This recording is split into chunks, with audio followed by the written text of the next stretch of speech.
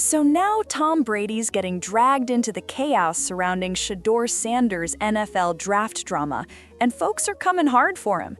And more time in the film room. Thank you, Tom. I appreciate And I that. seen you have one too, Tom. Don't think I seen. I was just a rental. Hey, I had a few bucks in my pocket at that point. I've seen some car stories when we're together. Fans are blasting Tom for not stepping up when Shedeur needed him most, but Tom's clapping back, saying his hands were tied. And here's the kicker. He claims the NFL straight up blackballed Shedeur and his brothers. NFL this weekend. They didn't even have him on their board. They took him off. And they took him off because the owner said, take him off. I don't want that guy. I don't want this entitled person on our team. A lot of this was because of Shedeur Sanders. I think a lot of this was about a message to his father. A lot of this was about, hey, you'll never run this. This is us. We ain't even hire you as a coach in the National Football League. What makes you think you had that kind of say? Tom's been known as Deion's right-hand man when it comes to mentoring Shedeur, so people expected him to make calls, pull strings, knock on doors, whatever it took to get Shedeur into the league earlier. But when draft day came and went and Shedeur got snubbed, all eyes turned to Tom, like, where were you, bro?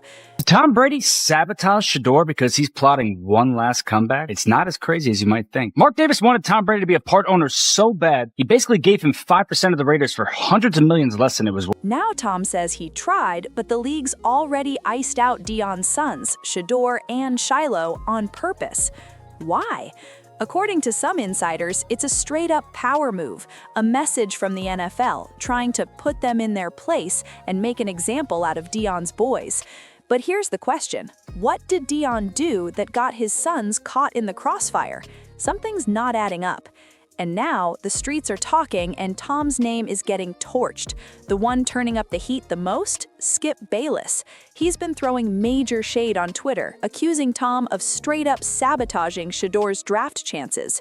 The origin of your relationship with Tom, did it come about through your dad or something else? Well, far back, I'll say a couple years ago, he extended his hand. He was like, come work out with me in Tampa. We flew down there, Dad came, and we rode with him. He took me in his truck to this field, to his high school field. Then from then on, he was just telling me knowledge, and I filmed everything. I recorded everything. So now, even sometimes I go back and just listen to the things that he said at that time, and it registers. You know, everything that he said back then registers now, and it applies. So that's what I'm thankful for. Skip tweeted, "It is now pretty clear. Tom Brady, who mentored Shedeur, told the Raiders not to take him. Duly noted." And that's not all. He kept going. In another tweet, he fired, "How could Tom Brady's team pass on Shedeur again and again and again?" The NFL views you and values you. They will humble every player. And so I think for the Sanders camp, they had this perception of Shedeur as a lock top 2 or 3 draft pick, and they approached the process that way. And there was never anyone from the outside who could get through to them and say, wait a second, he's not guaranteed to be a top 2 or 3 draft pick. And the fact that you are approaching this process that way is hurting him. You know, there's this almost folk story about Deion. The New York Giants asked him to take the Wonderlic during his pre-draft process, and he raised his hand and said, what pick do you have? And they answered, and he said, I'll be gone by then, and he got up and left. Now, I don't know if that story's true or not, but it's been around as long as I've been alive, right? And it almost felt like they were handling the process that same way of saying, okay, well, we're not going to give our all to teams drafting late in the first round because we're not going to be there. And it felt more like they were saying, why should we want you? Why should Shedeur Sanders want the New York Giants or the Cleveland Browns or the Pittsburgh Steelers? Instead of what every other prospect does is they go into those interviews and say, here's why you should want me. You're selling yourself. It's a job interview. And they really didn't approach it that way. And I think, you know, I don't know that it was personal from the NFL. I think people were just turned off by how they handled the process.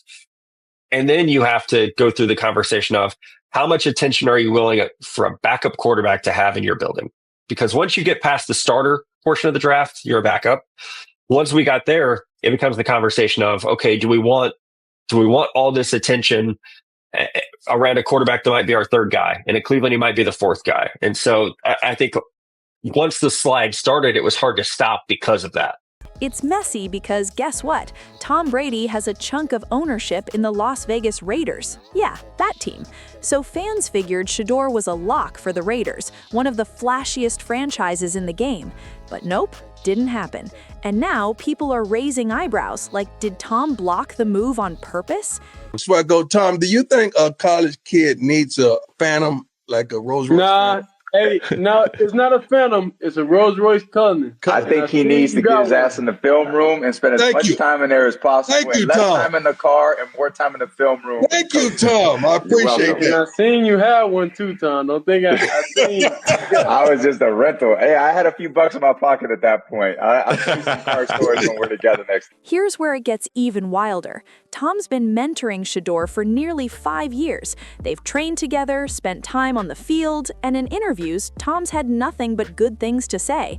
He's praised Shedeur's skills, called him focused, and told him to keep grinding.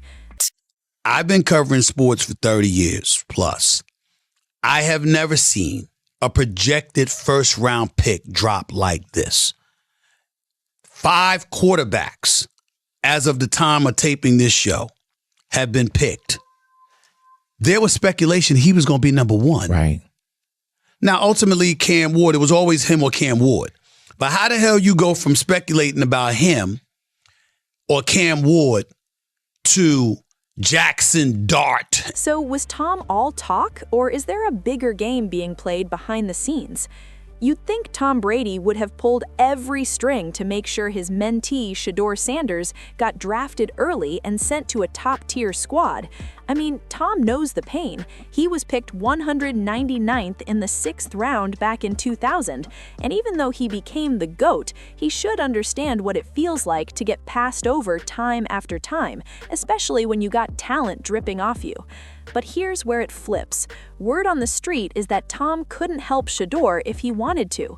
Why? Because some real powerful NFL insiders were moving in silence, plotting to shut down Shedeur and the rest of the Sanders boys. According to multiple reports, top decision-makers were out here pulling strings behind the scenes, not just to delay Shedeur's draft, but to humiliate him. Please, it's not about talent anymore. It's about something else. And I'm going to tell you, I spent a large amount of the last 24 hours thinking about nothing more than I was thinking about collusion.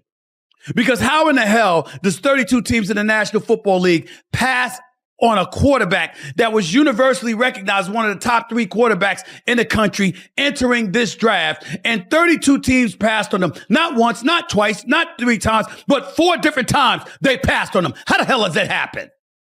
4 rounds. It doesn't happen to a quarterback. We've never seen anything like this before. We've seen guys drop because of injuries. We've seen guys drop because of off-field issues, but we've never seen a quarterback projected to be a top 20 pick, universally recognized one of the top 3 quarterbacks in the draft, projected to be a first rounder, in all likelihood a safe bet of a late first rounder, and drop literally to the 5th round. We haven't seen anything like that. And when you're talking about the owners, I'm going to keep in mind, and I tweeted about this, seems very Kaepernick-like, as in Colin Kaepernick. These power players allegedly made sure Shedeur wouldn't be a day 1 pick or even a day 2 pick. They didn't just want him low on the list, they wanted him off the board entirely for most teams. When the 2025 draft season kicked off, people were expecting Shedeur to go high, maybe 1st round, or at worst, early 3rd round. But what actually happened? He got picked in round 5, 144th overall. That's straight disrespect. And fans? They were stunned. Calling it shocking doesn't even come close.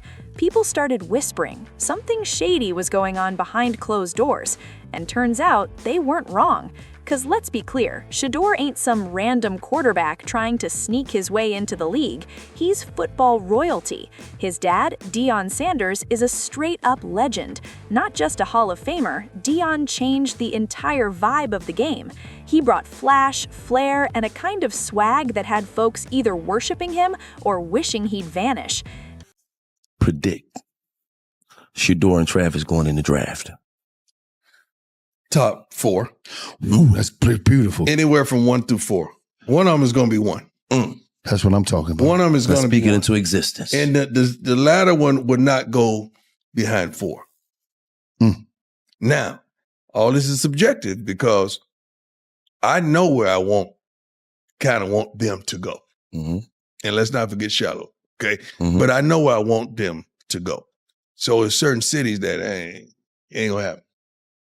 Okay, you on point. It's gonna be it's gonna be an Eli. Deion never just showed up to do a job. He showed up to dominate and make sure everybody knew he was in the building. So now the big question is, are they punishing Shedeur for his dad's legacy? Or is the league just not ready for another Sanders to shake things up? Deion Sanders didn't just play the game, he owned it. He'd straight up showboat in front of the other team, letting them know they weren't on his level. And the wild part? He wasn't bluffing. He talked that big talk and backed every single word of it on the field. Even now, folks still can't stop talking about how freakishly athletic he was. The man was a machine, fast, flashy, fearless. With that kind of legacy, you'd think Shedeur would have been locked in as a top 3-round pick, no questions asked. But nope, even the president of the United States was confused. The man literally said, "What is wrong with NFL owners? Are they stupid?" He called Deion one of the greatest college football players ever, and better yet, in the NFL.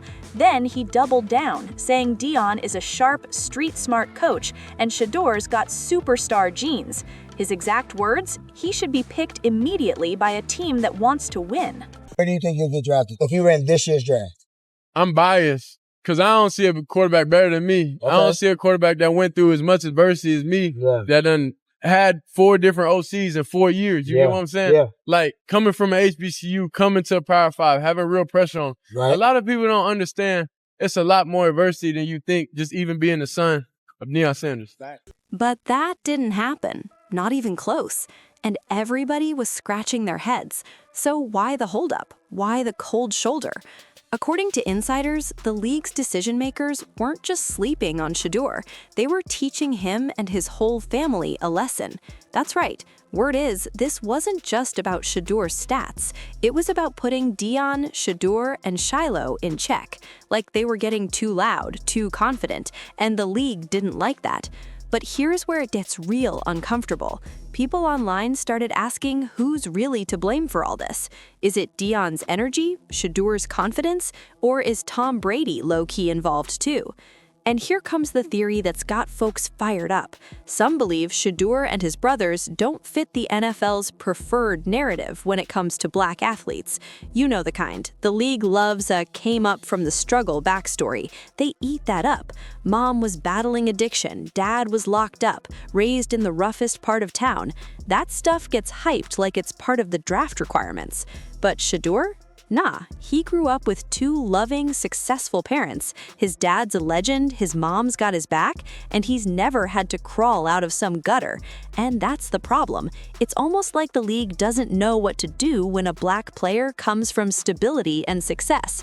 Like they expect pain before greatness. And when they don't see that pain, they act like something's missing. And that's exactly who the Sanders brothers are. They didn't come up struggling on the block or chasing meals. They had a soft landing, no doubt, thanks to Deion Sanders' generational wealth and 2 parents who've been solid and supportive from day one. You see Deion hugging his sons, coaching them, pushing them to be their best, and all of it right out in the open. But here's what really bugs folks. Despite their so-called privilege, the Sanders boys can actually play. They ain't just legacy kids. They inherited real athletic skill from their pops. Like Trump once said, that kind of talent's in the DNA. You can bank on it. But apparently none of that matters, because Shedeur and his brothers aren't hopping on interviews with stories about growing up in chaos or needing the NFL to save their mama from the projects. And here's the truth. Whether or not they got drafted, Shedeur and Shiloh would have been fine. Yeah, missing out on early draft rounds stings, but they're still financially set. Still, word on the street is the NFL execs hated that. These brothers didn't need the league, and that's where the beef started. But it didn't stop there. Things got worse.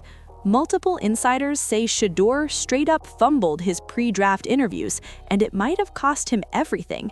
Reports say he skipped a bunch of interviews during draft season, claiming injury. But then others say he ghosted meetings with no warning at all.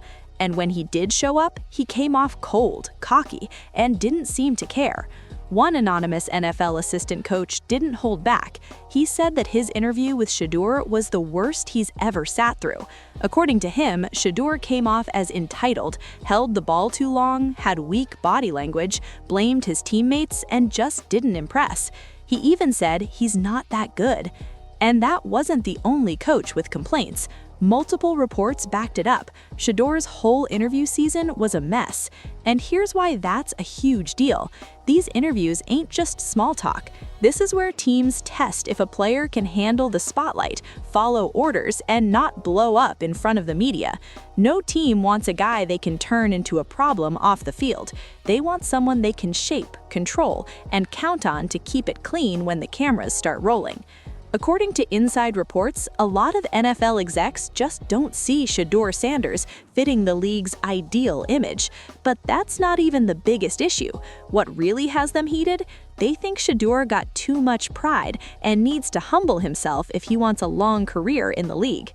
In one interview, Shedeur called himself a legend. Yep, not future legend, not soon-to-be legend, just straight-up legend. Then there was that viral moment where he flexed a $350,000 watch in his opponent's face before a game. That kind of stunt didn't sit right with a lot of old-school NFL types who expect players to be seen and not heard. But it didn't stop there. The league also didn't like that Shedeur sat out drills at the NFL scouting combine. That's considered a silent no-no. Like if you accept the invite, you're supposed to show up and show out. ESPN NFL draft analyst Matt Miller even said Shedeur's entire pre-draft performance was full of missteps. According to him, Shedeur's camp got too comfortable and thought his draft spot was guaranteed. Then there's the team interview drama. Shedeur reportedly only agreed to interview with the top 7 NFL teams. Just 7. That move rubbed a lot of people the wrong way. One league source said Shedeur flipped the script and started questioning the teams, asking them what they would do to support him. He wasn't just answering questions, he was flipping the interview on them like he was the GM. And while that kind of move might fly if you're a locked-in top 3 pick, Shedeur didn't have that luxury. Plenty of high picks get picky. Some only interview with 3 teams and nobody bats an eye. But when he did it, he got labeled arrogant, difficult, and out of touch. Even after Shedeur finally got picked up by the Cleveland Browns, the heat didn't die down. It got worse. NFL celebs started chiming in too. One of the loudest voices? Hall of Famer Warren Moon. He went on the Up and Adams podcast and didn't hold back. Warren called out Shedeur's ego, told him to get off his high horse and lose the chip on his shoulder. He even gave a warning. Being a quarterback ain't like being a cornerback. Basically, when you're the face of the team, the pressure hits different, and the NFL's watching every move.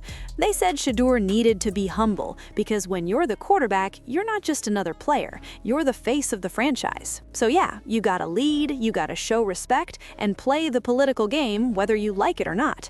Now, to be fair, Warren Moon's comments weren't all negative. He actually meant well, but the way he kept hammering that be humble message, it felt more like a warning than advice, and fans picked up on it quick. A lot of people saw it as yet another veiled attack on Shedeur's confidence. But the real chaos hit when Deion Sanders himself dropped a bomb in an interview. He said that if certain teams tried to draft Shedeur, he wouldn't recommend his son go with them. That right there, boom, that set the league on fire. NFL insiders said execs took that as a direct insult, like Deion was basically saying some teams weren't even good enough for his son. And let's be real, he's not the first dad to step in like that. Peyton Manning's family moved mountains during draft season, and no one batted an eye. So why is it different when Deion does it? Why the double standard? Some people think it's personal, that Deion's got old enemies in the league still bitter from his player days. Others say the league never liked his swagger, his confidence, or the fact he refused to tone it down. Either way, the results speak for themselves. Both of his sons got blackballed, no question. Let's not forget, Shedeur was the hottest QB in college football. His name was everywhere leading into the draft. But the moment the draft came, silence. Suddenly he dropped? Come on, that don't happen unless there's politics in play. The dude had no off-field issues, nothing wild in his background. He was supposed to go top pick, but they let personal bias cloud the business. That's foul. And then there's Tom Brady. A lot of folks been side-eyeing him for not stepping in. But here's an unpopular opinion. Maybe it's good Tom stayed out of it, because if Shedeur had ended up on the Raiders, people would have just said he got there through Tom's pull and not his own grind. At least now, no one can question whether he earned it, because he had to fight through the storm alone. But what do you think? Was Shedeur really blackballed? Did the NFL do him dirty? And should Tom Brady have stepped in, or was he right to stay out of it? Drop your thoughts in the comments. Don't forget to like, share, and subscribe, and I'll catch y'all in the next one.